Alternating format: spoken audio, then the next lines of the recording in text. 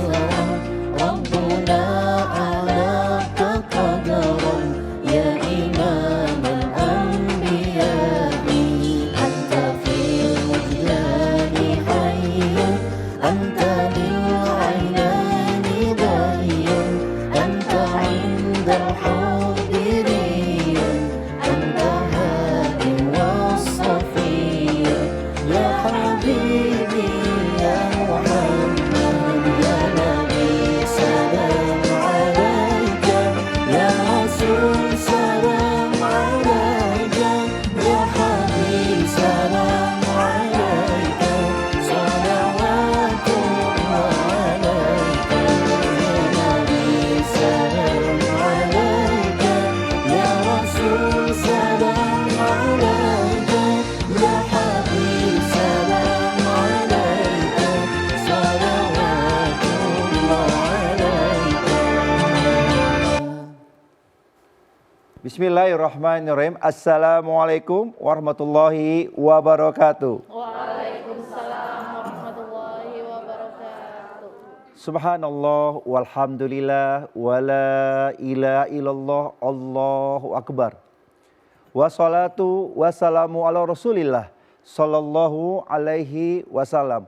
Wala haula wala quwata illa billahi aliyil azim. Alhamdulillahirabbil alamin. Pemirsa TVRI, berjumpa kembali kami dan hari ini di Serambi Islami. Semoga semuanya dalam keadaan sehat walafiat, penuh dengan keberkahan iman, Islam, dan yang pastinya adalah nikmat menuntut ilmu. Dan insya Allah hari ini kita sama-sama nanti akan belajar dengan guru-guru kita. Yang pastinya adalah ilmu yang sangat luar biasa. Karena ini menyangkut tentang ibadah seseorang dan dekatnya keimanan seseorang kepada Allah. Dengan tema kita yaitu keajaiban sholat tahajud. Tetapi hari ini sangat bahagia juga karena di subuh hari ini kita disemangati. Tidak cuma hanya pemirsa di rumah tetapi jamaah-jamaah yang sudah hadir di hari ini. Hari yang sudah hadir adalah dari rombongan Majelis Taklim Khairun Nisa Pejaten diwakili oleh Ibu Hajah Sri Rohani. Assalamualaikum.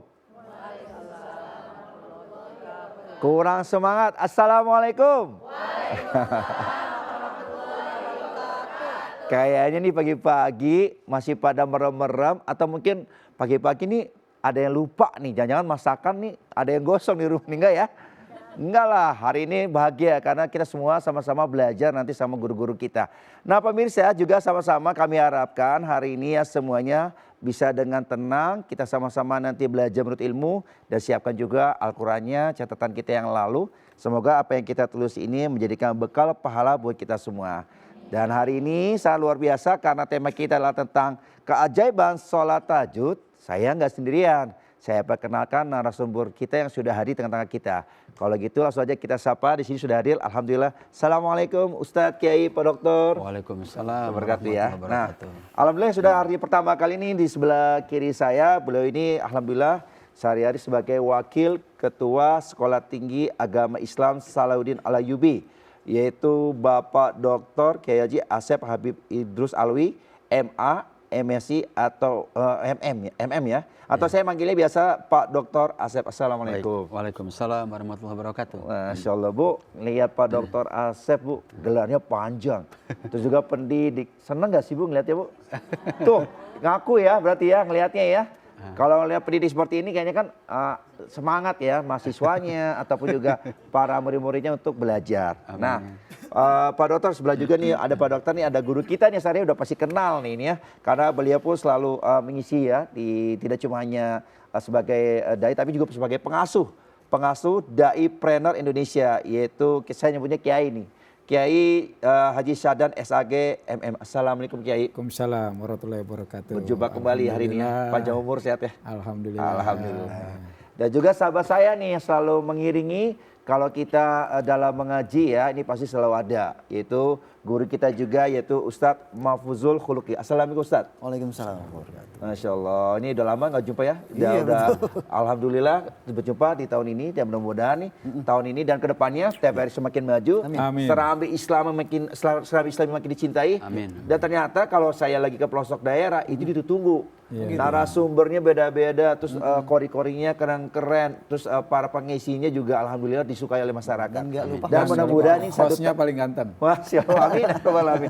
Dan mudah-mudahan ini tidak cuma hanya jadi bekal kita ya, pahala-pahala buat para narasumber kita juga jamaah di sini, tetapi nanti buat bekal para jamaah yang ada di rumah. Suasana subuh hari ini biasanya kalau habis subuh tuh kan asik ya, kita udah beraktivitas. Tetapi alangkah baiknya tidak cuma hanya fisik yang kita perlukan untuk diisi dengan nutrisi, tetapi adalah yaitu spiritual kita atau kerohanian kita. Semoga tayangan Serambi Islam ini salah satu adalah sebagai media dakwah untuk mengisi rohani kita. Nah, sebelumnya Pak Kiai izin Pak Dokter sebelum memulai kajian kita hari ini dan subuh hari ini semoga Allah berkahi setiap waktu kita. Kita mulai kajian kita ya, yang akan langsung dibacakan nih oleh Ustadz Mahfuzul, yang mudah-mudahan Allah berkahi pelajaran kita hari ini. Silakan Ustadz. أعوذ بالله من الشيطان الرجيم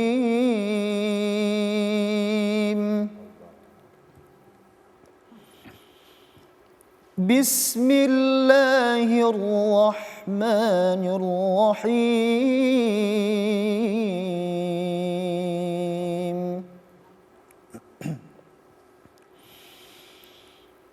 ومن الليل فتهجد به نافلة لك عسى أن يبعثك ربك مقاما محمودا وقل رب أدخلني مدخل صدق وأخرجني مخرج صدق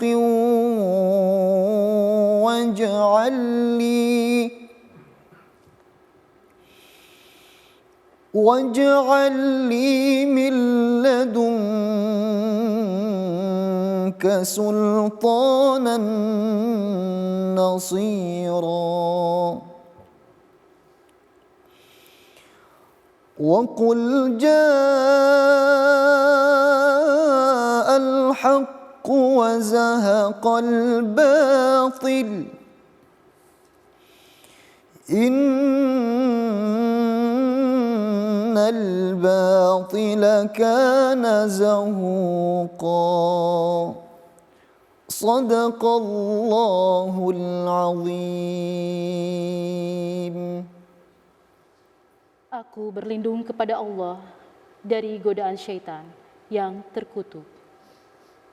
Dengan menyebut nama Allah yang Maha Pengasih lagi Maha Penyayang. Pada sebagian malam, lakukanlah salat tahajud sebagai suatu ibadah tambahan bagimu. Mudah-mudahan Tuhanmu mengangkatmu ke tempat yang terpuji. Katakanlah Nabi Muhammad, "Ya Tuhanku, masukkan aku ke tempat dan keadaan apa saja dengan cara yang benar. Keluarkan pula aku dengan cara yang benar, dan berikanlah kepadaku dari sisimu kekuasaan yang dapat menolongku." Katakanlah, yang benar telah datang dan yang batil telah lenyap. Sesungguhnya yang batil itu pasti lenyap. Tetapi nanti kita akan lanjutkan pembahasan kita karena kita akan lewat dulu informasi berikut ini. Tetap di Serambi Islami.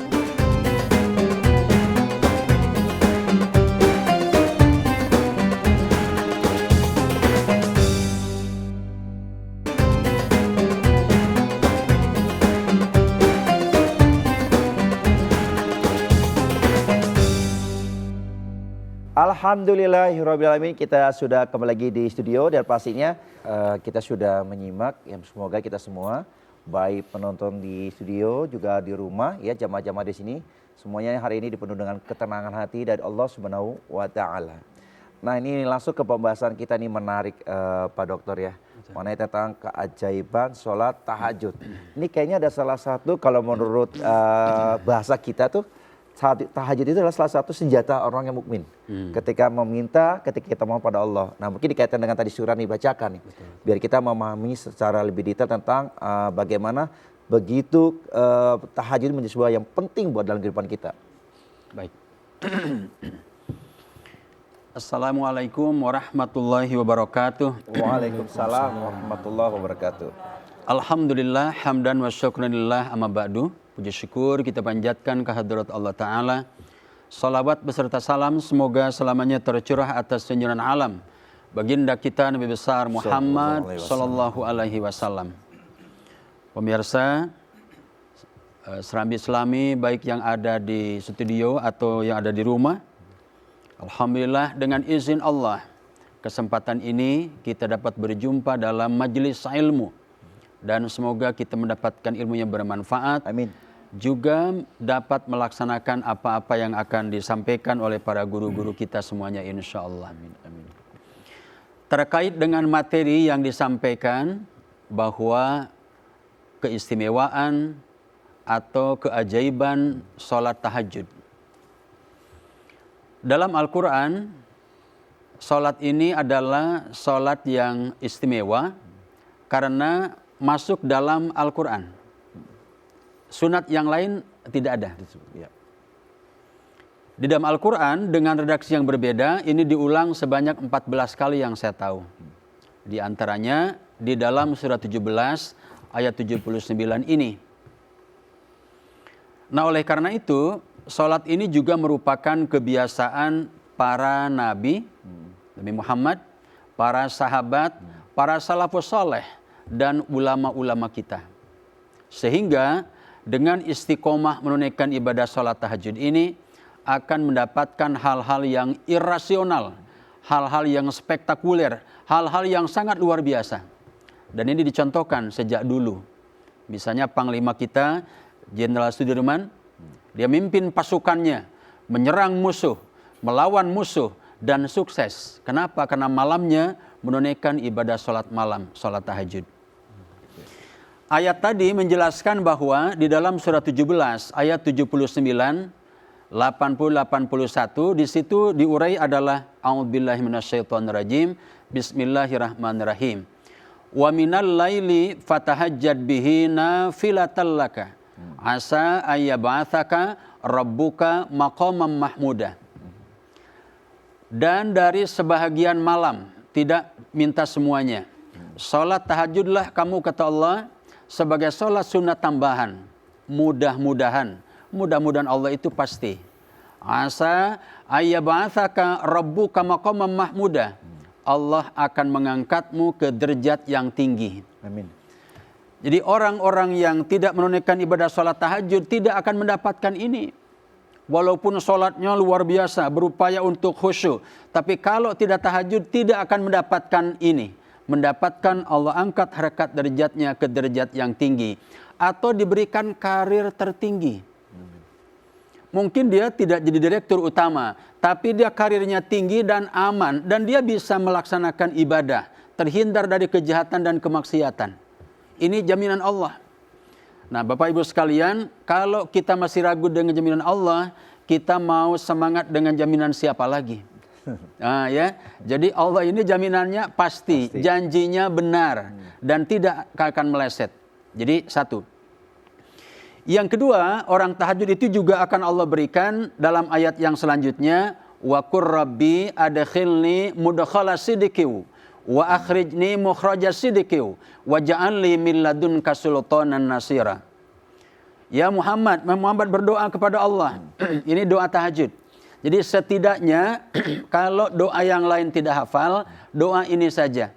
Rabbi adkhilni mudkhala sidqiu wa akhrijni mukhraja sidqiu wa ja'alni min ladunka sultanan nasira. Artinya apa? Jaminan yang kedua, orang yang tahajud oleh Allah akan diberikan jalan keluar yang baik dan jalan masuk yang baik. Amin. Artinya apa? Ini dibimbing Allah. Bimbing itu Ibu, kalau bahasa Qur'annya adalah hidayah. Betul Bu ya? Iya. Ada Ibu Hidayah di sini? Namanya ada Bu, Ibu Hidayah. Enggak ada. Nggak ada. Ini hidayah itu begini. Dalam melakukan apapun itu ada dalam kontrol Allah. Masya Allah, luar biasa itu.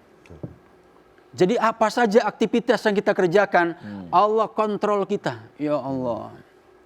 Coba apa enggak hebat tuh. Asal kata Allah tahajud. Nanti aku kontrol kalian dalam berbagai macam hal. Satu. Yang kedua, keluarkanlah secara keluar yang baik. Artinya apa? Artinya dia akan diberikan jalan keluar dari kesulitan yang dihadapinya. Ada solusinya. Ada dalam bimbingan Allah. Ada dalam naungan Allah. Ada dalam ridho Allah. Coba, ini udah luar biasa. Jaminannya dahsyat sekali. Dan yang berikutnya adalah Allah akan tolong kita. Allah akan selamatkan kita dari orang-orang yang hendak berbuat jahat kepada kita. Dalam hidup, Bapak Ibu sekalian, kita bila ada nikmat yang Allah berikan, mempunyai jabatan, harta kekayaan, dan lain-lain, mesti ada orang yang tidak suka. Iya. Jadi, masyarakat, orang yang iri itu adalah orang yang dia tidak suka kalau lihat orang senang. Betul. Dan senang kalau lihat orang susah. Susah. Ah, ini nih, ini iri dengki nih. Dengki nih. Tapi kalau sini nggak ada. Oh, nggak ada, Nah, di sini mah nggak ada, nggak ada. Ada yang ngaku. Gitu. Nah, jadi itu ukurannya. Oleh karena itu, kalau itu tidak ada, berarti kita adalah orang-orang yang husnuzon kepada Allah. Dan pikiran ini menjadi baik sangka karena ada perlindungan Allah, pertolongan Allah, dan ada rahmat Allah Subhanahu wa Ta'ala. Ini Allah jamin di Quran. Ini Allah jamin terang-terangan dalam ayatnya.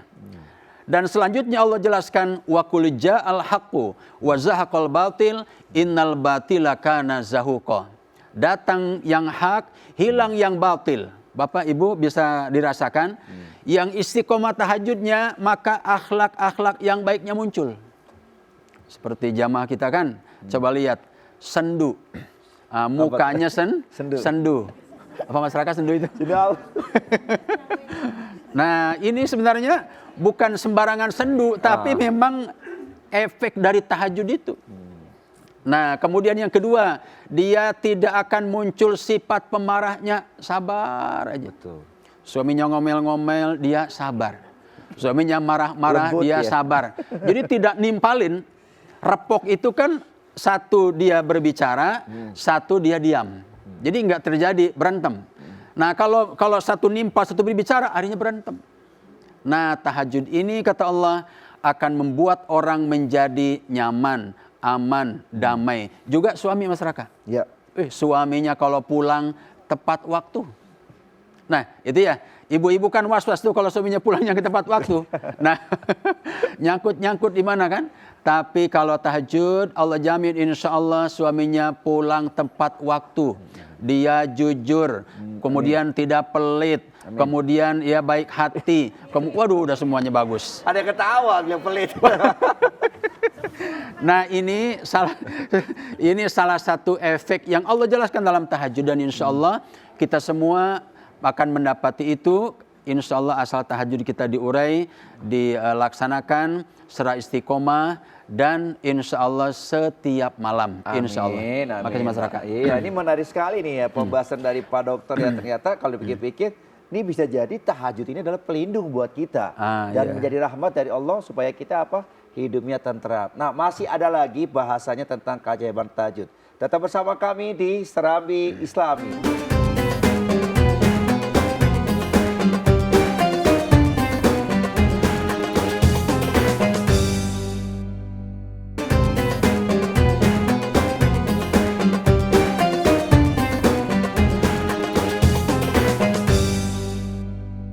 Terima kasih pemirsa TVRI yang selalu setia menonton tayangan kita, dan mudah-mudahan hari ini penuh keajaiban dan juga keberkahan dari Allah Subhanahu wa Ta'ala.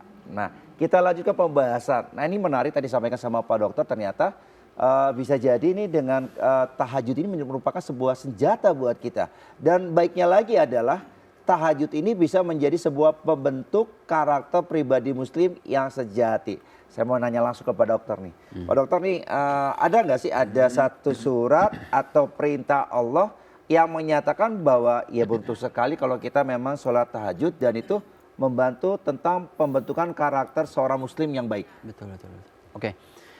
Baik, dalam Al-Quran ada dijelaskan di dalam surat 73 Al-Muzammil ayat 1 sampai 5. Tapi lebih lagi nanti ayatnya dibaca dulu Pak Mas Raka ya. Silakan. Oleh Pak Ustadz Mahfud. Silakan Pak. أعوذ بالله من الشيطان الرجيم بسم الله الرحمن الرحيم يا أيها المزمل قم الليل إلا قليلا نصفه أو انقص منه قليلا أو زد عليه ورتل القرآن ترتيلا إنا سنلقي عليك قولا ثقيلا صدق الله العظيم. Wahai orang-orang yang berkerumun, Nabi Muhammad, bangunlah untuk sholat pada malam hari kecuali sebagian kecil, yaitu seperduanya, kurang sedikit dari itu, atau lebih dari seperdua itu. Bacalah Al-Quran itu dengan perlahan-lahan. Sesungguhnya kami akan menurunkan perkataan yang berat kepadamu. Maha benar Allah dengan segala firman-Nya. Nah, mungkin bisa dijelaskan kembali Pak Dokter mengenai teknis surat Al-Muzammil ya, ayat 1 dengan sampai 5. Itu menurut perintah Allah apa? Oke, jadi ayat ini menjelaskan tentang salah satu perintah ibadah sholat tahajud. Dengan redaksi berbeda ya. Jadi kalau tadi misalnya di dalam surat 17, 79 langsung disebut namanya. Wa minal laili fatahajjad bihi nafilatal laka. Nah kalau ini juga perintah tahajud. Ya ayyuhal muzammil, hai orang yang berselimut. Itu dulu Nabi Muhammad SAW. Sepulang dari Gua Hira, beliau turun, kemudian malamnya dibangunkan oleh malaikat. Ya ayyuhal muzammil, hai orang yang berselimut. Qumil laila, bangunlah di malam hari. Nah, laila ini sholat tahajud. Ya. Maka tahajud itu juga suka disebut dengan qiyamul lail. Qiyamul lail, bisa tahajud, bisa qiyamul lail. Kapan waktunya? Nisfahu, tengah malam, bisa jam 12. Awingkus minhu qalila, bisa dikurangi sedikit, kurang jam 12. Auzid alai, atau dilebihkan jam 12, jam 2. Jam 3, tapi jangan jam 5. Subuh. Jadi sebelum subuh, ya, sebelum subuh ditunaikan minimal ya mepet-mepet subuh. Betul. Ya minimal, yang penting jangan azan ya sebelum azan. Nah kemudian di sini ada keajaiban, kehebatan yang Allah berikan kepada orang-orang yang menunaikan ibadah salat tahajud adalah inna sanulki alaika kaulan thaqila. Sesungguhnya Allah akan menurunkan kepadamu perkataan yang berat, berbobot, berkualitas, menyentuh hati orang. Luar biasa tuh. Betul. Kalau ini sudah muncul dari kita, sukses semuanya. Amin. Apalagi ibu-ibu yang berbisnis online. Ya. Udah sukses. Langsung dia bicara, langsung bagaimana ini bisa diantar pesanannya. Oh bisa, oh langsung. Sukses ya.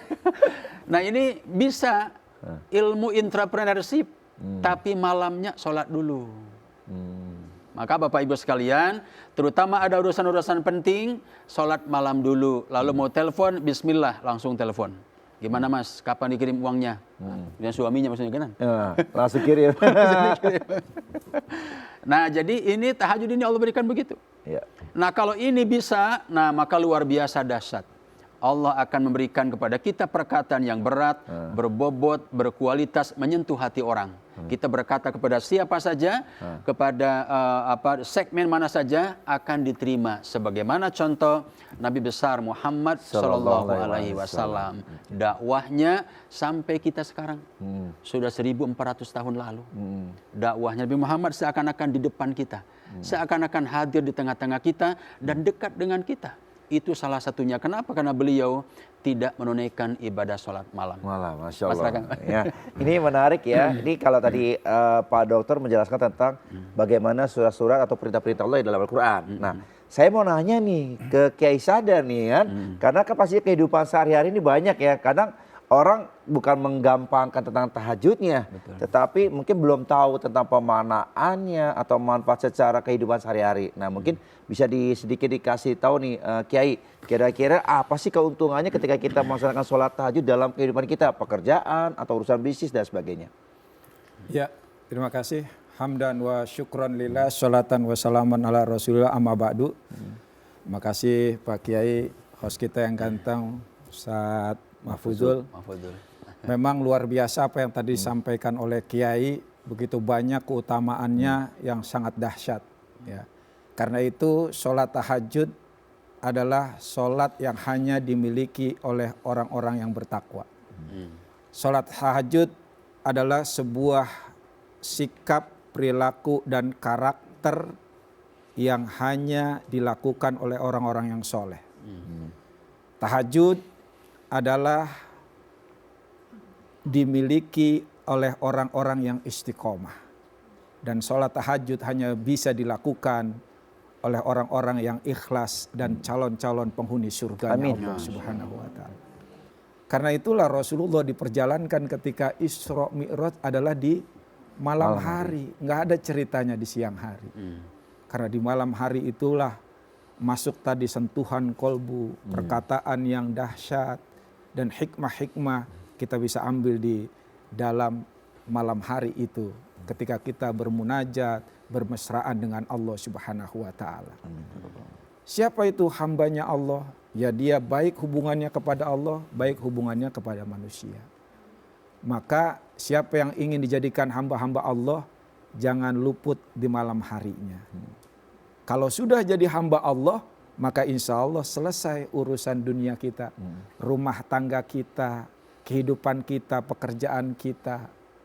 Pekerjaan, urusan rumah tangga, masalah rezeki dan lain sebagainya, itu urusan Allah. Betul. Nah, urusan kita adalah bagaimana kita beribadah kepada Allah Subhanahu wa ta'ala.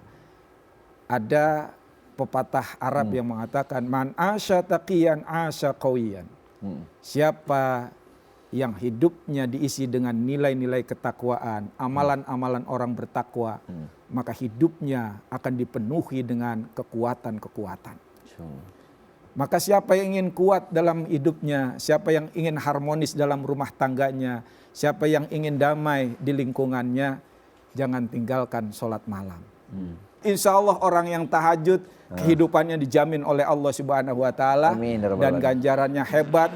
Bahkan ini adalah karakter-karakter dan ciri orang bertakwa, beriman, dan ahli surganya Allah Subhanahu wa ta'ala. Masya Allah. Nah, ini menarik sekali ya tadi yang disampaikan oleh Kiai, bahwa ternyata ketika kita menegakkan atau melakukan sholat tahajud, itu juga bagian taman-taman surganya Allah, seperti itu. Nah, berarti benar ya bahwa Allah itu dekat dengan kita, lebih cenderungnya adalah ketika kita di sepertiga malam. Nah, sebenarnya ada apa sih di waktu-waktu sepertiga malam itu? Mungkin Pak Dokter bisa tambahkan. Baik, dalam hadis banyak diurai bahwa kenapa keutamaan malam ya, terutama malam yang digunakan untuk menunaikan ibadah sholat tahajud. Ada satu hadis yang menjelaskan bahwa sepertiga malam itu malaikat turun ke langit bumi, langit ke-1. Artinya apa? Artinya malaikat mendekat. Malaikat mendekat, bersiap untuk menyampaikan proposal permohonan kita. Nah, kemudian kenapa malam? Malam itu manusia hampir 70% kan tertidur. Ya. Ya. Nah, dikala manusia kebanyakan tertidur, kita bangun. Bapak kalau menghubungi telepon, Ibu, nah, kemudian kalau jam-jam kerja kan sibuk. Ya.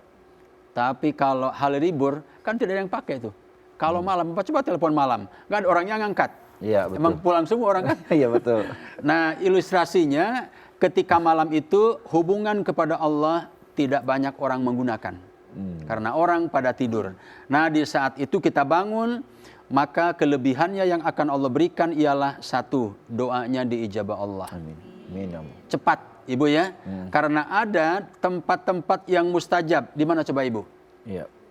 Satu, kota Mekah. Makkah, kemudian Madinah, kemudian Al-Aqsa dan lain sebagainya.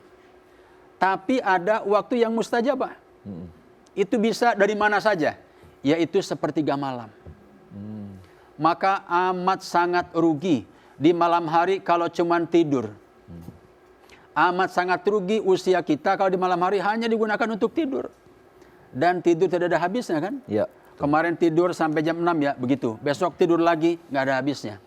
Padahal usia ini amat sangat berharga dan amat sangat mahal.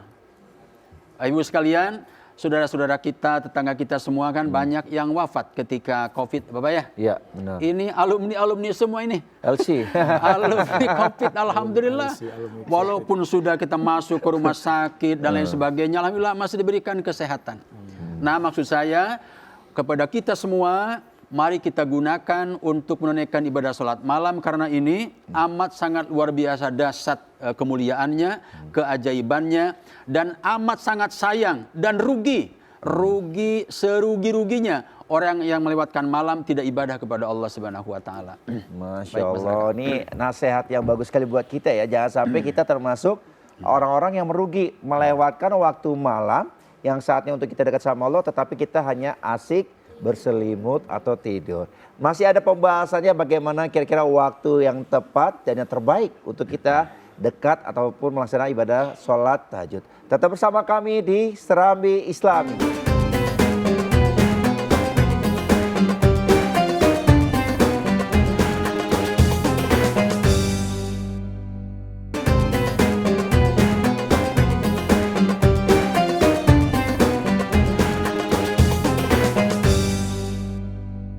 Alhamdulillahirrahmanirrahim, kita sudah kembali lagi di studio dan pastinya di pagi hari ini sudah mau menjelang waktu untuk suruk dan pagi hari. Kita sudah persiapkan nih kira-kira bekal ataupun pekerjaan kita yang akan kita lakukan. Tapi jangan lupa ternyata tadi ingat kalau bisa setiap malamnya kita tahajud istiqomah biar mendapatkan pertolongan-pertolongan dari Allah Subhanahu wa taala. Dan kita lanjutkan pembahasan nih nanti Pak Dokter juga Kiai. Ini banyak yang sekali yang ingin bertanya dan juga mereka masih dibahas tentang masalah waktu nih. Tapi kebetulan karena kita sudah ada di segmen 4, kalau gitu kita masuk ke Ustadz menjawab.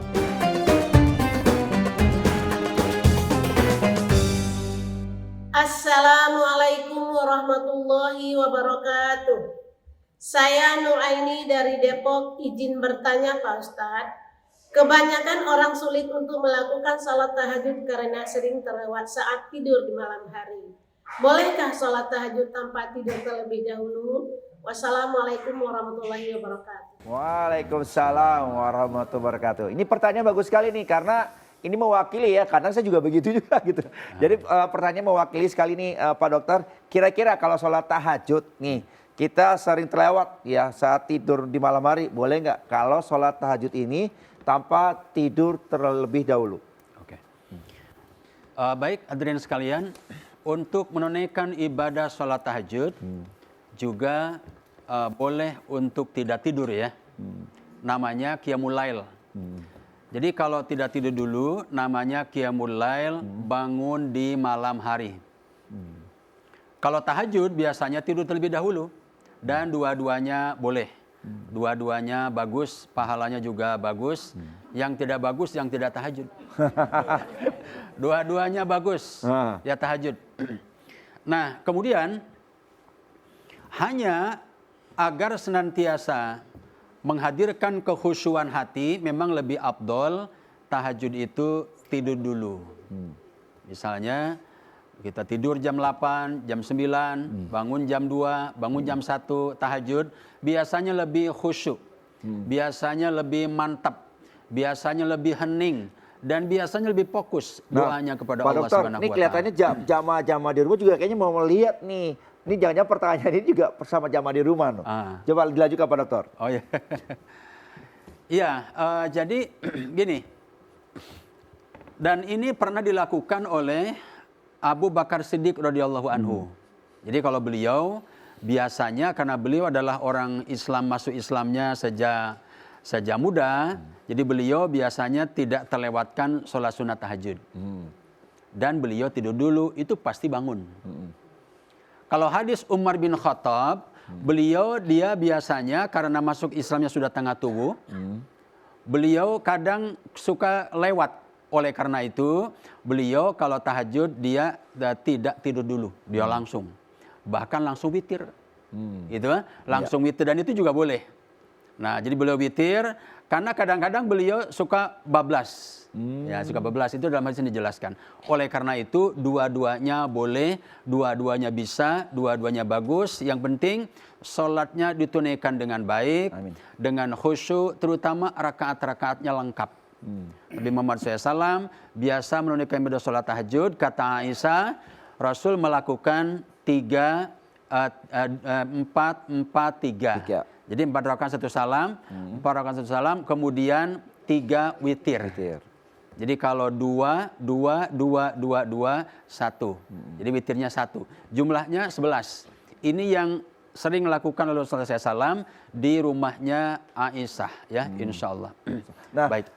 Pak Dokter, mungkin ada satu tambahan nih Pak Dokter. Biasanya kan kalau di sholat malam itu kan kayak tadi ada 4-4-3 atau misalkan 2-2-2-2. Boleh nggak sih kalau misalkan dalam satu sholat itu kita bacanya bisa sama atau suka beda ya surat-suratnya? Atau biasanya paling gampang nih sekarang lagi ngetren nih. Jadi sholat sunnah di depannya tuh ada standing Quran, dibaca gitu. Itu boleh nggak kayak gitu? Iya, boleh-boleh saja. Jadi terutama kenapa? Karena ini Bapak Ibu sekalian, salah satu kendala orang kurang suka tahajud karena tidak adanya hafalan. Betul. Jadi, waduh, dia mau sholat lama-lama, tapi hafalannya tidak ada. Artinya kan hafalannya pendek-pendek. Nah, sehingga kita boleh saja misalnya di sholat malam, ada standing Quran di depan, insya Allah tidak mengurangi kehusuan, keberkahan, dan insya Allah sah. Nah, banyak. Lebih lagi, 1 rakaat, 1 juz. Jadi 11 rakaat, 11 juz. Insya Allah tuh, doanya kabul. Amin, amin ya rabbal alamin. Tapi insya Allah itu membantu ya untuk kita mendekat pada Allah SWT. Betul. Oke, mudah-mudahan ini jawabannya puas ya pemirsa di rumah nih pastinya. Dan ini jangan menghalangi kita untuk selalu ibadah sholat tahajud. Nah, mudah-mudahan tadi pertanyaannya bisa dijawab dengan baik tadi ya sama Pak Dokter. Dan selanjutnya nih ada pertanyaan penting juga nih untuk Pak Kiai nih. Ini masalah tentang menjelang waktu sholat subuh. Kan biasanya apalagi kalau di kota suci Mekah dan Madinah itu kan ada azan pertama, ada azan kedua ya. Nah, azan pertama itu biasanya waktu untuk kita bisa melaksanakan sholat sunnah sampai menjelang azan kedua. Nah, kalau di kita nih, ini pertanyaan dari Instagram. Apakah kita boleh melaksanakan sholat tahajud menjelang waktu subuh? Iya. Pertanyaan lagi, kenapa sih mau sholat tahajudnya menjelang waktu subuh? Mepet gitu kan? banget. Mepet. Kita sukanya sholat memang sering di injury time. Iya. Kalau bola seru sholat injury time, ya kan? Udah gitu habis baru sholat zuhur, udah sholat lagi. Iya. Udah gitu ribut lagi. Capek jadi orang Islam. Kenapa emang? Habis sholat lagi, sholat mulu. Situ sholatnya mepet. Makanya akhirnya sholat lagi kan begitu kan. Memang kita dalam kehidupan ini terutama sholat malam itu begitu berat ya. Kenapa? Betul. Karena tadi ganjarannya dahsyat luar biasa gitu kan. Tapi kalau kita biasakan insya Allah ringan. Kenapa sih kita berat? Kita itu sering salah konsep. Sering jauh dari tradisi dan apa yang diajarkan oleh Rasulullah. Panutan kita Rasul tapi dalam kehidupan kita jauh dari Rasul. Iya kan? Makanya akhirnya berantakan. Kita tidurnya aja salah. Betul. Bangun tidurnya salah. Sampai makan aja salah kita. Betul. Rasulullah itu tidurnya 3 kali. 3 kali Bu. Kita yang 3 kali apa? Makan coba itu. Habis makan tidur lagi. Padahal nggak ada konsep ilmiah yang mengajarkan kita makan 3 kali. Nggak ada.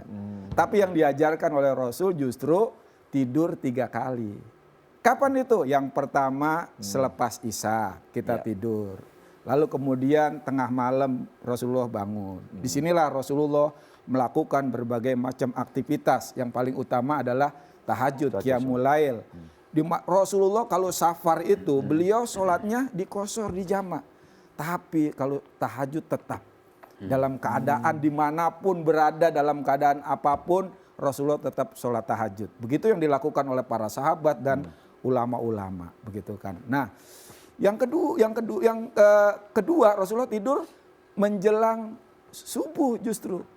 Ya, ketika azan pertama ini Rasulullah tidur. Ya, kira-kira bablasan Pak. Nah, itu dia tadi. Kenapa? Karena kita salah tidurnya. Habis Isya kita masih begadang. Rasulullah udah tidur, kita belum tidur. Rasulullah bangun, kita masih tidur aja. Gitu loh. Coba itu ya kan.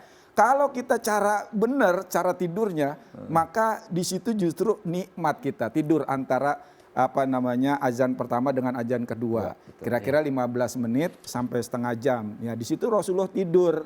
Rasulullah tidur pun enggak kayak kita. Beliau gini, ya kan? Dipangku dengan tangannya agar apa? Mudah bangun. Ya kan? Kalau kita pakai kasur yang paling mahal banget kita. Nah, setelah itu apa? Ya, setelah itu yang ketiganya Rasulullah tidur adalah qailulah. Ya, setengah jam, 15 menit sebelum zuhur beliau tidur lagi. Ini kalau dilakukan, Masya Allah dahsyat Bapak Ibu. Ya, bahkan American Sleep Foundation di sana meneliti perusahaan-perusahaan yang tidak mengizinkan karyawannya tidur siang, itu rugi triliunan rupiah. Betul. Kenapa? Kalau udah siang ini kita harus ada jedanya nih, mau tidur di bangku kayak mau sesaat, itu akan memperkuat jiwa kita, memperkuat tenaga kita dan lain sebagainya. Betul. Nah, oleh karena itu gunakan cara tidur Rasul, insya Allah kita sehat, insya Allah bagus. Nah, kalau memang kadang-kadang kita udah capek banget, boleh nggak sih tahajud udah mepet-mepet subuh? Ya boleh saja sesungguhnya, sebagaimana tadi yang sampaikan Kiai, yang penting belum masuk subuh masih boleh.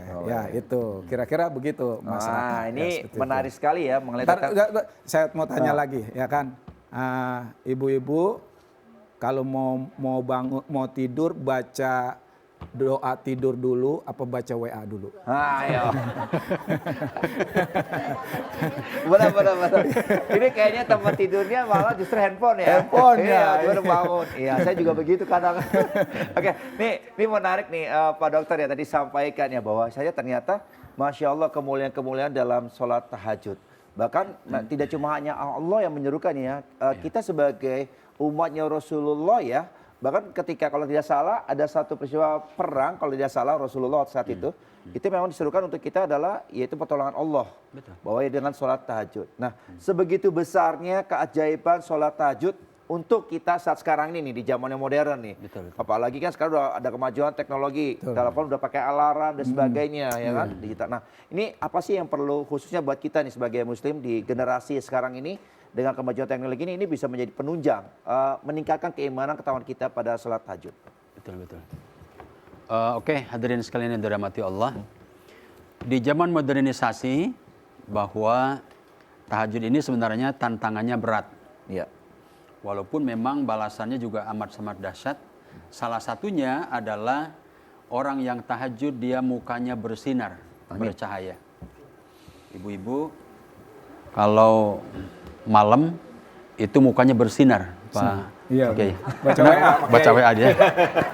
Iya, lampunya gelap dibaca WA. Iya. Nah, ini mudah-mudahan ya walaupun dengan ada WA-nya tapi di situ ada baca Qurannya. Iya. Pegang HP sih boleh ya. Iya. HP itu amat sangat bagus, amat sangat baik, mendengarkan tausiah, ceramah dan lain sebagainya dan itu membuat kita menjadi terisi batiniahnya. Amin. Boleh Ibu pegang HP. Juga sekaligus dijadikan sebagai batas waktu untuk pengingat menunaikan ibadah sholat malam. Betul. Nah, HP-nya dipasang. Jangan WA-nya dibaca, kemudian yang lain-lainnya dibaca, tapi alarmnya tidak diaktifkan. Nah, kecuali orang-orang yang khusus. Orang-orang yang khusus dia istilahnya ada jam body. Betul. Jadi tidak usah untuk alarm, tidak usah yang lain-lain, jam 3, setengah 3 sudah bangun otomatis. Nah ini, jadi tanda orang-orang yang istiqomah dia adanya jam body. Betul. Ibu ya, Jadi bukan HP, jam body dia otomatis dia akan melaksanakan ibadah sholat tahajud tanpa gerakan alarm sekalipun. Ini kehebatannya.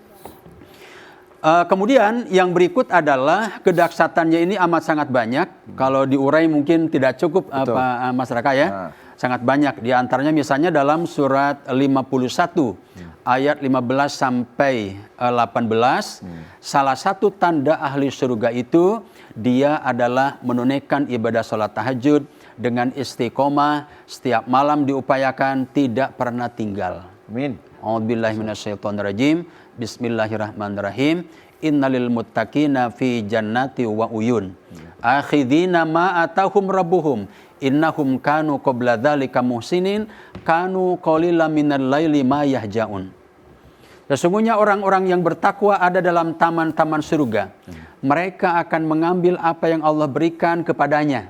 Jadi Allah langsung kasih. Kalau orang biasa, kebaikan-kebaikan biasa, dia dilayani oleh bidadari-bidadari. Tapi ahli tahajud, Allah langsung melayani dia. Masya Allah. Ini ayatnya ada.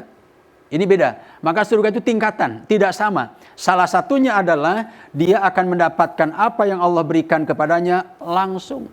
Khusus orang-orang menunaikan ibadah sholat malam. Kenapa demikian? Karena dia sebegitu istimewa, dia adalah orang-orang yang muhsin, berbuat baik. Apa kebaikannya? Satu adalah kanu qalilan minal laili ma yahjaun, mereka sedikit tidur di waktu malam. Jadi sedikit tidur, bukan tidur sedikit atau sedikit tidur. Sedikit tidur malam, sedikit tidur. Bagusnya malamnya sedikit, tidurnya diatur ibu ya. Karena sekali lagi saya sampaikan, amat sangat rugi, amat sangat menyesal, amat sangat dalam tanda petik kurang bagus ya orang yang tidak menggunakan waktu malamnya, padahal ini kunci kesuksesan dunia akhirat. Tadi dijelaskan, asa ayyab'atsaka rabbuka maqamam mahmuda. Masya Allah. Nah, ini satu tanda buat kita ya, Pak Dokter juga Kiai menyampaikan di bagian ternyata kita ngaca nih, jangan-jangan selama ini kita ada yang salah mengenai tentang manajemen waktu tidur kita. Nanti ada satu pembahasan lagi juga, jamaah masih mau bertanya, jadi tetap bersama kami di Serambi Islami.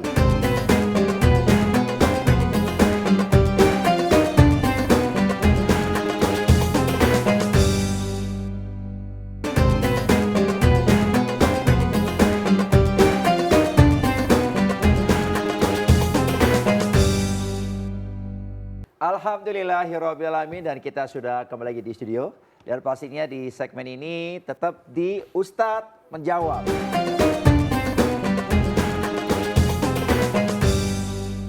Terima kasih. Assalamualaikum warahmatullahi wabarakatuh. Waalaikumsalam warahmatullahi wabarakatuh.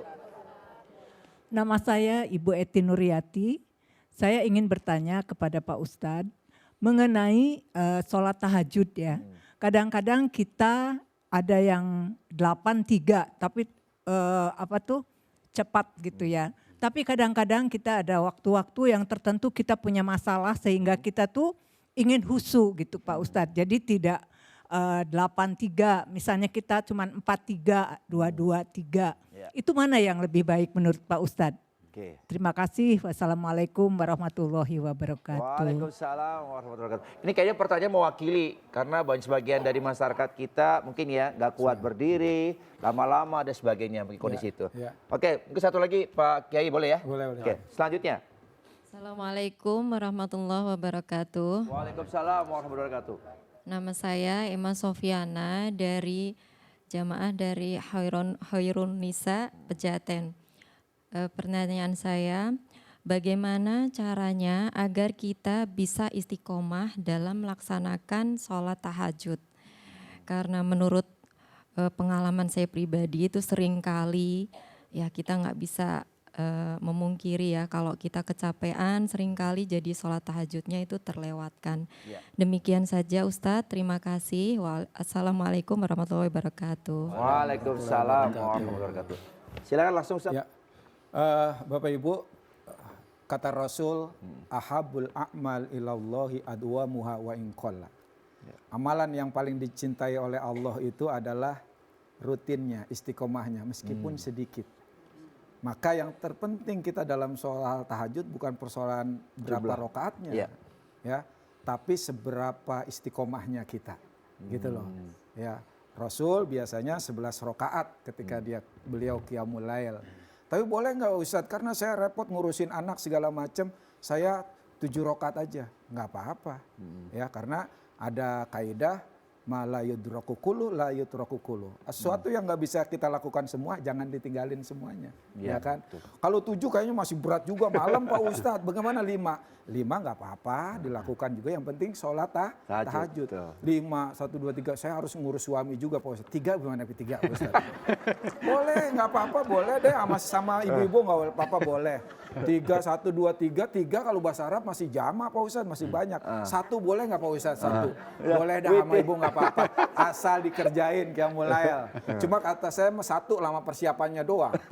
Wudu, pakaian, gelar sejadah, pakai semua tasbih. Kata malaikat nih mau berapa rakaat nih? Katanya 1 rakaat. Ya 1. Kira-kira begitu. Ya. Tapi mudah-mudahan ini pelajaran buat kita ya. Yang penting istiqomah ya, belajar. Ya. Oke, nah, bagaimana caranya tuh? Caranya. Gitu. Nah, gimana Pak Kiai? Silakan. Baik, pertanyaan yang kedua, ini pertanyaan hampir semua orang. Ya. Pertanyaannya bagaimana caranya agar rajin ibadah. Betul. Itu semua masyarakat. Betul. Ini sebenarnya jarang diurai dalam Quran. Sebenarnya kalau ibu lihat di Al-Quran itu ada rangkaian ayat aqimus shalah wa atuz zakah. Jadi dirikan sholat dan keluarkan zakat. Ya. Ini sebenarnya ada maksudnya. Artinya agar sholatnya lancar itu harus ada olinya. Harus ada bensinnya. Apa bensinnya? Zakat. Minimal ada 3 itu. Jadi minimal ada 3 apa? Yang pertama adalah sholat. Yang kedua zakat. Yang ketiga mengkaji ayat-ayat Allah. Jadi zakat ini kalau ibarat orang awam sebagai pelumasnya. Jadi agar tahajudnya, ibadahnya muter aja. Jadi kalau zakatnya nggak kuat, nanti ibadahnya seperti mobil yang rusak atau di jalan yang jelek. Dia kadang-kadang sholat malamnya ya kadang-kadang, besok kalau capek dia enggak, kemudian ya kadang-kadang 1, kadang-kadang ya. Tapi kalau zakatnya kuat, sholatnya dia akan muter aja. Qobliyah, badiyahnya, sholat fardu awal waktu, kemudian sholat duhanya, tahajudnya full, dia muter. Sebagaimana ban yang kuat dan bagus olinya. Betul. Itu masyarakat. Ya, mudah-mudahan ini jadi salah satu cara kita ya ternyata dengan kita pun melaksanakan ibadah sholat ya lupa ya, yaitu tadi olinya dengan kita bersedekah ataupun zakat dan sebagainya. Dan selanjutnya kita sama-sama akan mendengarkan langsung yaitu Vox Pop dari jamaah kita langsung. Assalamualaikum warahmatullahi wabarakatuh. Perkenalkan, nama saya Aji dari Jakarta. Izin bertanya, pertanyaan yang pertama adalah mengenai sholat tahajud. Sholat tahajud itu sebaiknya dilakukan di musola atau masjid atau dilakukan di rumah. Kemudian pertanyaan yang kedua, sholat tahajud ini sebaiknya dilakukan secara berjamaah atau sendirian ya. Demikian pertanyaan dari saya, mohon penjelasannya. Wassalamualaikum warahmatullahi wabarakatuh. Waalaikumsalam warahmatullahi wabarakatuh. Boleh Kiai langsung. Baik Bapak Ibu, para pemirsa di mana saja berada, serambi Islami yang dimuliakan Allah Subhanahu wa taala. Tidak ada sholat atau sholat yang terbaik adalah sholatnya kita di rumah. Kecuali sholat fardu. Maka apalagi tahajud, sholat yang sangat sir, sangat rahasia. Di dalam hidup ini harus ada amalan-amalan yang kita rahasiakan. Ya kan? Dan tahajud salah satu amalan-amalan orang khusus, orang-orang yang rahasia. Tapi jangan sampai kita udah sholat tahajud di rumah sampai nangis-nangis. Begitu subuh update status. Alhamdulillah dikasih sholat 11 rakaat. Ya Allah, jangan ya Bu ya, itu rahasia kita. Tapi boleh nggak sholat di masjid? Boleh. Karena ada riwayat, beberapa riwayat Rasulullah sholat di masjid. Betul. Ya, ketika itu diikuti oleh Ibnu Abbas, ya. Ada juga diikuti oleh Abdullah ibnu Mas'ud. Ya, Abdullah pengen ngikut sholat Rasul ini seperti apa sih? Nggak taunya Rasulullah rakaat pertama baca Al-Baqarah. Waduh, Al-Baqarah. Udah tanggung makmum lagi kan. Begitu rakaat kedua kayaknya enak nih. Nggak taunya Alu Imron dibaca. Tadi 286 ayat, ini 200 ayat. Wah, ketiga kayaknya udah habisan, ini mah enak nih kan. Nggak taunya surat An-Nisa dibaca. Ya Allah. Kata Ibnu Mas'ud, Kalau seandainya aku tidak malu, aku tinggalkan Rasulullah. Begitu hebat Rasulullah, sholat malamnya luar biasa. Jadi boleh saja kita sholat di rumah, sholat di masjid. Sholat tahajud di rumah boleh nggak? Boleh. Sholat tahajud di masjid boleh nggak? Boleh. Yang nggak boleh apa? Boleh juga, nggak sholat juga orang sholat tahajud. Bener nggak? Tapi nggak bagus kata Kiai. Yang paling bagus sholat tahajud. Kira-kira begitu. Masya Allah ya. Ini mudah-mudahan semakin terbuka nih pemahamannya tentang bagaimana pentingnya sholat tahajud. Selanjutnya nih ada satu pertanyaan titipan dari sosial media kita, Instagram. Menurut hadis Nabi Muhammad SAW, sholat tahajud bisa menghindarkan dari penyakit. Penyakit apa yang dimaksud dari hadis ini? Mohon penjelasannya. Baik, hadirin yang dirahmati Allah, sebenarnya kalau dibilang penyakit, itu semua penyakit. Kenapa? Karena di dalam sholat tahajud itu ada bacaan Al-Quran. Al-Quran ini bila dibacakan, ada kan baru penelitian, itu sebenarnya pohon-pohon juga merespon. Kemudian pori-pori juga di Quran, di surat Al-Muzammil dijelaskan juga dia akan terbuka pori-porinya dan dia sehat. Dan semua sebenarnya dilantunkan Al-Quran maka akan membuat orang menjadi sehat. Lalu dengan pergerakan di malam hari, ini kan udaranya sehat. Bergerak di malam hari dengan menunaikan ibadah sholat. Dan sholat itu kan sebenarnya ada buku yang kalau tidak salah dikarang oleh Abu Sangkan ya. Jadi hubungan antara sehat dan sholat. Sebenarnya gerakan sholat itu, apalagi sholat tahajud di malam hari, ini totalitas untuk kesehatan. Tapi gerakannya harus bagus. Kalau rukunya yang maksimal, kalau takbirnya yang maksimal, sujudnya maksimal gitu. Jangan begini sholatnya, gitu kan? Sholatnya cepat udah nggak karu-karuan. Itu tidak akan menimbulkan sehat. Tapi kalau dengan maksimal, rukunya maksimal, tumaninahnya maksimal, bacaannya juga bagus, itu akan mendatangkan kesehatan semua penyakit. Semua penyakit. Termasuk juga salah satunya, mohon maaf ya, penyakit yang pikun. Coba aja lihat. Orang-orang, udah beberapa orang yang lihat ya, orang-orang yang tahajud udah sepuh itu masih awas. Ini kayak jamaah kita nih. Betul. Makin sepuh makin awas. Yang 17 tahun semua Pak Dokter. Nah itu salah satunya. Jadi sehat, totalitas akan sehat. Betul. Insya Allah ya semua amal ya ibadah itu. Termasuk tahajud. Baik masyarakat. Amin ya Rabbal Alamin. Ini menarik ya, jadi kita semakin paham ternyata bahagia sekali kalau kita bisa memuliakan sholat tahajud untuk dalam kehidupan kita. Betul. Nah ini gimana nih kalau misalkan kalau kita ketahui nih Pak Dokter ya, kan ibu-ibu juga punya waktu terbatas ya, mengurus keluarga, suami. Sebenarnya lebih diutamakan adalah untuk suaminya atau istrinya atau anak-anaknya kalau tahajud. Oke. Jadi saya kira ibu-ibu itu udah pintar Pak, Mas Raka, mendesain waktu ya. Iya. Mungkin bapaknya dulu dibikin menjadi tenang, anaknya dibuat tenang. Betul kan? Iya betul, betul benar. Kemudian masakannya dibikin enak juga kan, tidak ada yang bunyi-bunyi kan? Betul. Sehingga dia tahajud dengan istiqomah. Apalagi misalnya bunda-bunda yang di rumahnya ada yang bantu. Di rumah dia bantu masak, sholat tahajud tidak, coba bagaimana kan? Mestinya ada yang bangun, ada yang bantu untuk memasakkan. Ada waktu, banyak waktu untuk menunaikan ibadah sholat tahajud. Kenapa demikian? Saya sampaikan, amat sangat rugi di hari akhirat nanti orang yang di dunianya tidak menunaikan ibadah sholat tahajud. Jadi ada pintu khusus yang dimasuki orang-orang tahajud. Masya Allah. Dan di situ ternyata mereka mukanya berseri-seri. Kenapa? Karena ada kenikmatan yang dahsyat. Apa itu? Dia melihat zat Allah Subhanahu wa taala dengan langsung. Subhanallah, tidak terbayang. Dan itu kenikmatan ahli surga. Ini kata Allah hanya akan diberikan kepada orang-orang yang menunaikan ibadah sholat tahajud. Itu dahsyatnya. Maka pandailah mengatur waktu. Ya, manajemen waktu diatur dengan baik sehingga ada waktu untuk sholat tahajud, ada celah. Ibu cari bagaimana caranya dengan pengalaman ibu yang udah profesional. Yang penting setiap malam ada menunaikan ibadah sholat tahajud minimal 2 rakaat 1 salam. 2 rakaat 1 witir itu minimal. Jangan 1 ya. 2 rakaat 1 witir minimal itu. Minimal itu. Sekecilnya itu. Betul, sekecilnya. Sekecilnya itu minimal. Betul.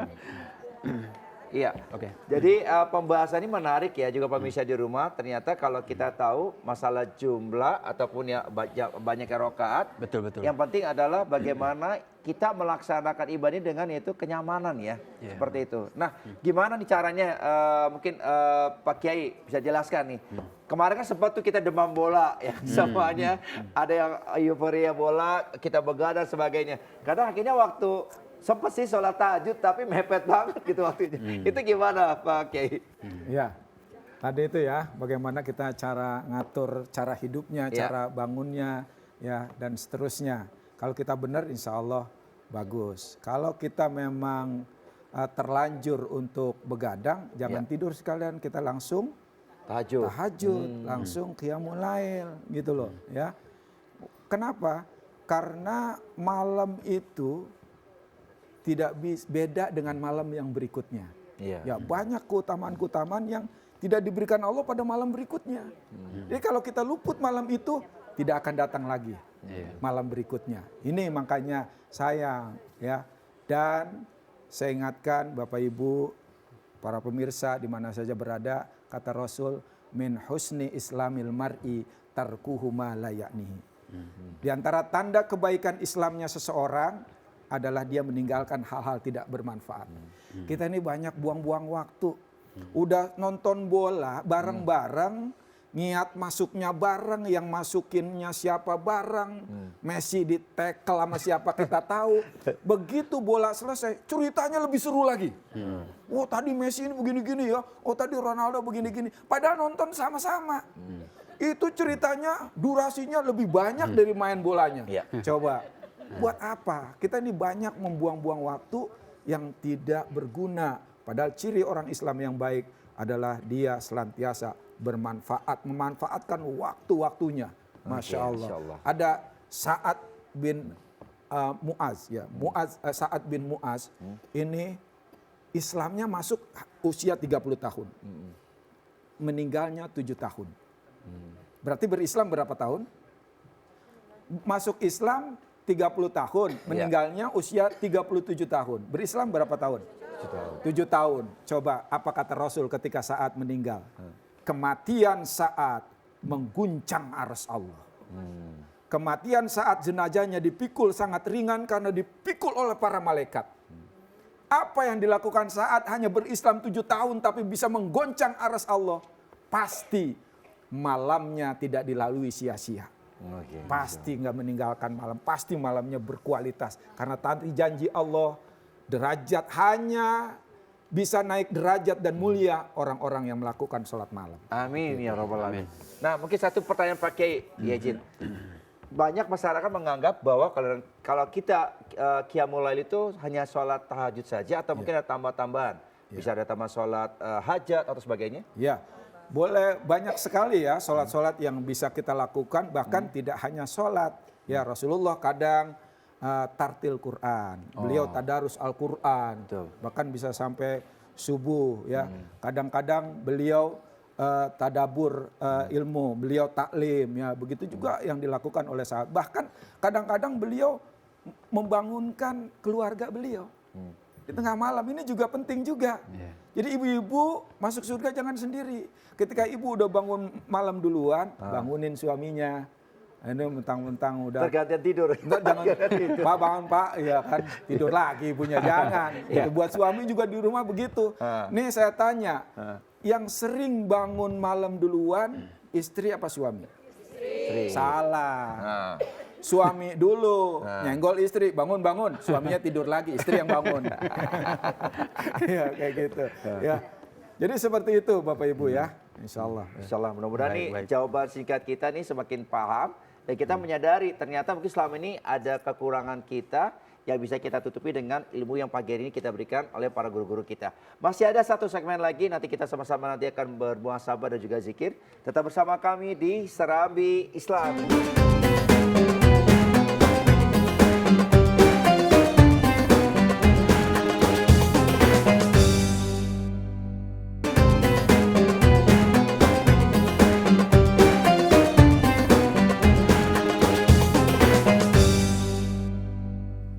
Alhamdulillahirrahmanirrahim. Dan tak terasa juga waktu kita sudah di akhir segmen ini. Tapi mudah-mudahan ilmu yang disampaikan oleh guru-guru kita nih menjadikan sebuah pengetahuan yang luas buat kita. Bagaimana pentingnya sholat tahajud. Dan langsung saja Pak Dokter dan juga Kiai mengenai tentang tema kita yaitu keajaiban dari sholat tahajud ini. Apa benang merahnya ataupun kesimpulan yang bisa kita dapatkan ilmunya hari ini? Dimulai dari Pak Dokter dulu boleh? Oke, kesimpulannya adalah dalam jiwa kita ditanamkan memperbanyak amal ibadah tidak hanya wajib. Jadi kalau wajib memang itu sudah harga mati ya, kontrak mati kita. Tapi bila ingin bertaburan kebaikan kelak nanti di hari akhirat, surganya tingkatnya tinggi, maka salah satunya adalah jangan tinggalkan menunaikan ibadah sholat tahajud dengan khusyuk, dengan tawaddu, dengan penuh istiqomah dan kontinuitas setiap malam. Insya Allah tidak akan rugi, tidak akan mengganggu aktivitas. Kalau sudah biasa itu santai-santai saja. Dan keberkahannya luar biasa, diangkat terdekat derajat kita, anak-anak kita soleh-soleha, urusan dimudahkan, ditolong oleh Allah luar biasa. Dan janjinya itu pasti, dan ibu baru akan merasakan kalau sudah melakukan. Saya ulang ya, ibu akan melaksanakan janji Allah itu, merasakan janji Allah bila telah menunaikan ibadah sholat malam. Semuanya datang kepada kita insya Allah. Baik. Amin ya rabbal alamin. Dan selanjutnya mungkin langsung dilanjutkan oleh Kiai kita, silakan Kiai. Para pemirsa di mana saja berada, ibu-ibu yang dimuliakan oleh Allah, tahajud adalah pembeda antara orang-orang bertakwa dengan orang-orang munafik. Tahajud adalah pembeda antara orang-orang beriman dan orang-orang fasik. Karena itu, tahajud adalah bagian dari ujian orang beriman dan orang bertakwa. Kenapa sholat tahajud menjadi sulit? Karena ujian. Ujian itu punya sifat dua. Yang pertama, ujian itu sulit. Kalau ujian gampang bisa dilakukan oleh siapapun. Orang munafik, orang fasik pun akan melakukan. Tapi karena ini ujian itu sifatnya sulit, maka hanya bisa dilakukan oleh orang beriman, orang-orang bertakwa. Tetapi sifat yang kedua yang ujian itu tidak mustahil. Artinya bisa dilakukan. Maka yang bisa melakukan ujian dan lolos ujian itu adalah orang-orang beriman, orang-orang bertakwa dan orang-orang yang hanya bisa istiqomah di jalan Allah Subhanahu wa taala. Amin. Nah, mudah-mudahan juga ya kita doakan nih guru-guru kita hari ini yang sudah memberikan ilmunya buat kita. Pak Kiai Sa'ad dan juga Pak Dr. Asep ya, selalu istiqomah dan juga tawadu untuk membagikan ilmunya buat kita semua. Dan tak terasa juga pemirsa ya, karena memang di segmen kita ini kita nanti sama-sama akan bermuhasabah, zikir dan doa. Dan insya Allah mudah-mudahan kita minta semuanya juga para jamaah ikut serta supaya mudah-mudahan kita menyadari bahwa Allah itu begitu sayang sama kita.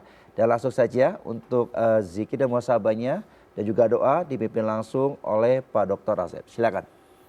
Baik ibu sekalian yang dirahmati Allah, jamaah baik yang ada di rumah atau yang di studio, kita berdoa sejenak, bermunajat kepada Allah Ta'ala.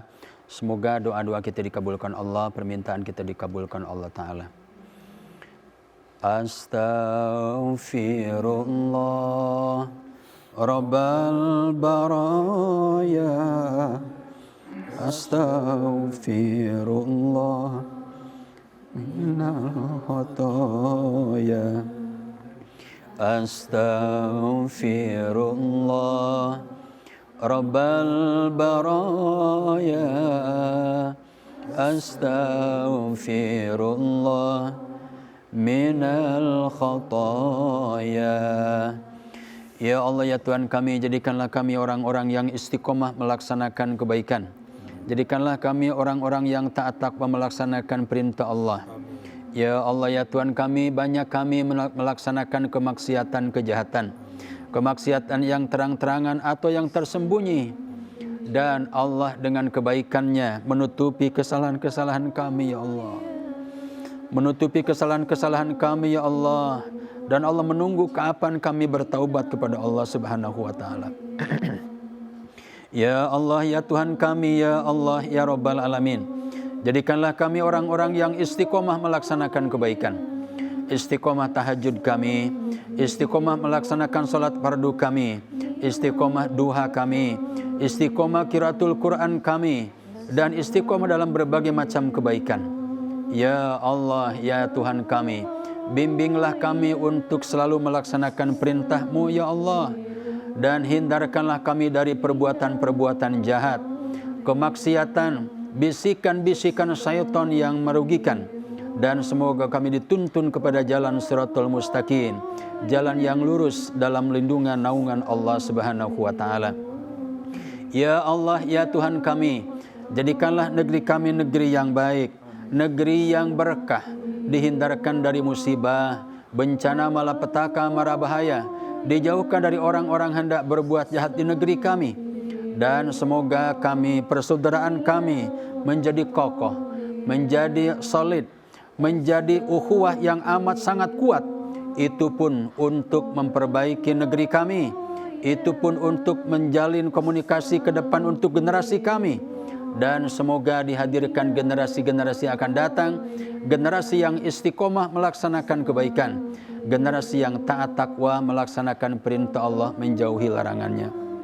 Ya Allah, ya Tuhan kami, ya Allah, ya Rabbal Alamin, jadikanlah kami hamba Allah yang senantiasa istiqomah untuk selalu istighfar, agar kami dihapuskan dosa dan kesalahan kami ya Allah. Dan jadikan kami orang-orang yang selalu rutin melaksanakan kebaikan, melaksanakan istighfar, melaksanakan kajian Quran dengan istiqomah dan baik, insya Allah. Amin ya Rabbal Alamin. Rabbana hab lana min azwajina wa dhurriyyatina qurrata a'yun waj'alna lil muttaqina imama. Rabbighfir lana li wa liwalidayna warhamhuma kama rabbayani sigara. Rabbi habli minas salihin, Rabbi habli minas salihin, Rabbi a'udzubika min hamazatis syayatin wa a'udzubika Rabbi ayyahdurun. Rabbana atina fid dunya hasanah wa fil akhirati hasanatan wa qina adzabannar. Bifadlika subhana rabbika rabbil izzati amma yasifun wa salamun alal mursalin walhamdulillahi rabbil alamin. Amin ya Rabbal Alamin. Semoga segala apa yang didoakan dan juga yang disampaikan oleh guru-guru kita hari ini menjadikan sebuah penyejuk keimanan buat kita.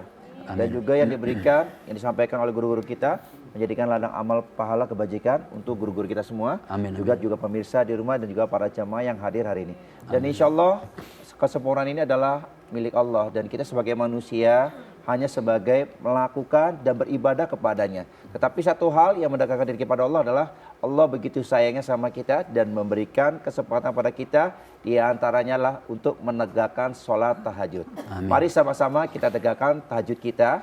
Kita tambahkan lagi keimanan ketakwaan kita kepada Allah.